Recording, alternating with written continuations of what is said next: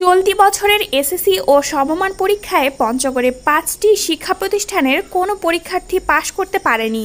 প্রতিষ্ঠানগুলো হলো পঞ্চগড়ের বোদা উপজেলার ময়দানদিঘি দাখিল মাদ্রাসা, মুসলিমপুর দাখিল মাদ্রাসা, কুড়ালীপাড়া নাসরুল উলুম সিদ্দিকিয়া বালিকা দাখিল মাদ্রাসা, ডাবরভাঙ্গা উচ্চ বিদ্যালয় ও তেঁতুলিয়া উপজেলার তেঁতুলিয়া দাখিল মাদ্রাসা।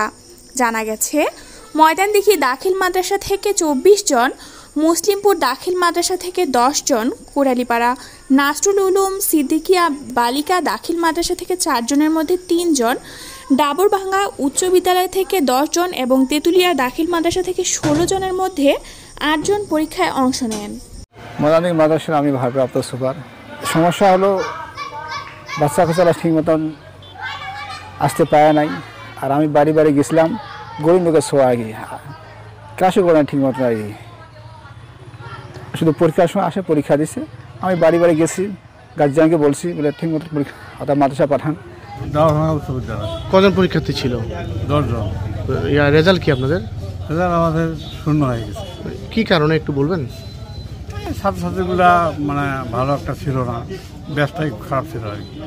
আমি রাস্তায় তো যাওয়া আসা করি, তো এনাদের স্কুল ধরেন 10টায় শুরু হওয়ার কথা ক্লাস, তো 10টায় মনে হয় যে কোনো শিক্ষকেই মনে হয় যে পাওয়া যাবে না, তো আসে ধরেন যে ওদের ক্লাস শুরু হওয়ার কথা 10টায়, তো আসে 10:30, 11টা 12টা পর্যন্ত অনেকেই দেখি আমি রাস্তায়। তারপরে 2টা বাজার পরে দেখা যায় যে অনেকেরই যাওয়া শুরু হয়। আপনার 3টা বাজলে 3:30 বাজলে কাউকে পাওয়া যাবে না, যেখানে 4টা পর্যন্ত ক্লাস চলার কথা। এখানে শিক্ষার মান একেবারেই নাজুক অবস্থা। লেখাপড়া হইলে বাচ্চা তো পাস করতোই, অবশ্যই করতো, কিন্তু মাস্টারগুলা তো একটু সচেতন, যদি এখনো সময় আছে, যদি সচেতন হয় তাহলে বাচ্চাগুলা লেখাপড়া ঠিকই হবে। গার্জেন মহল তো চেষ্টা করে যে বাচ্চা দেয় পাস করার জন্যই, তো ফেল করার জন্য তো বাচ্চা দেয় না। আমি জানি না আমাদের ডাবরভাঙ্গা উচ্চ বিদ্যালয়ের একটি ছাত্র পাস করতে পারে নাই। এই মাস্টারগুলা এরা কি করে এখানে? ওরা কি এখানে আপনার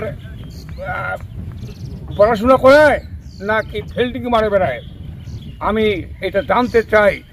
আমার খুব দুঃখ, আজকে আমি লজ্জিত।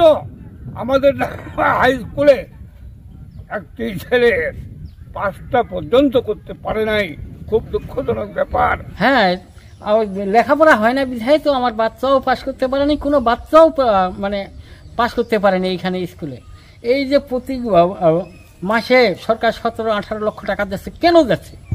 একটা লেখাপড়া হয় না, আর এমনি সরকার টাকা দিচ্ছে আর টাকা খাইতে ঘুমায় চলে যাচ্ছে, কোনো লেখাপড়া হয় না। বিষয় হলো কি, এইখানে লেখাপড়া প্রতিদিনে মাস্টার আসে 11টার দিক, 11টা আসে 10:30টায় আসে। স্কুলের নিয়ম হলো 9:30, 9টার মধ্যে উপস্থিত হবে মাস্টারকে, কিন্তু ওরা ঠিক মতো টাইম মতো আসে না। এবং টিফিনের সময় ওরা এইখানে নাস্তা খাইতে পারে, কিন্তু ওরা সবকিছুই আছে, এই জায়গায় ফ্লাস আছে, চা বানাইতে খাইতে পারে, এবং কি আমাদের এখানে আপনার সবকিছু আছে, পিয়ন আছে, ওরাও বানাই দিতে পারে, কিন্তু ওরা কিছু করে না। ওরা শুধু এখান থেকে 1 কিলো দূরে যায়, ওরা চা খায়, ওখানে আড্ডা দেয়, পান সিগারেট খায়, আবার আসে 2টা-3টার সময় আসে, একটা ক্লাস নিয়ে আবার স্কুল ছুটি দিয়ে দেয়। এটা কোন স্কুল? এইভাবে তো লেখাপড়া হবে না, এবং কি পাশও করতে পারবে না। আমাদের আজকে বোদা উপজেলার যে এসএসসি এবং দাখিল পরীক্ষা পর্যালোচনা করে আমরা দেখলাম যে আমাদের একটি এসএসসি পরীক্ষায় ডাবরভাঙ্গা উচ্চ বিদ্যালয় আমাদের শতভাগ ফেল করেছে। 10 জন পরীক্ষার্থী ছিল, 10 জন অকৃতকার্য হয়েছে। এছাড়া আমাদের 3টি দাখিল মাদ্রাসা, ময়দানদিঘি দাখিল মাদ্রাসা, মুসলিমপুর ইসলামিয়া দাখিল মাদ্রাসা এবং কুড়ালীপাড়া একটা বালিকা দাখিল মাদ্রাসা আছে, সেখানকার স্টুডেন্টরা শতভাগ ফেল করেছে আর কি। তো আমরা এই বিষয়টির তথ্য উদ্ঘাটন করব। এই মুহূর্তে তথ্য সংগ্রহ করে আমরা তাদের সঙ্গে যোগাযোগ করে দেবো যে বিষয়টি আসলে কী কারণে শিক্ষার্থীরা ফেল করলো। আমরা এটা উদ্ঘাটন করে উপজেলা প্রশাসন সহ আমাদের যারা জেলা প্রশাসন আছে তাদেরকে বিষয়টি অতি সত্বর অবহিত করব ইনশাআল্লাহ, এবং প্রয়োজনীয় ব্যবস্থা গ্রহণের জন্য সুপারিশ করব।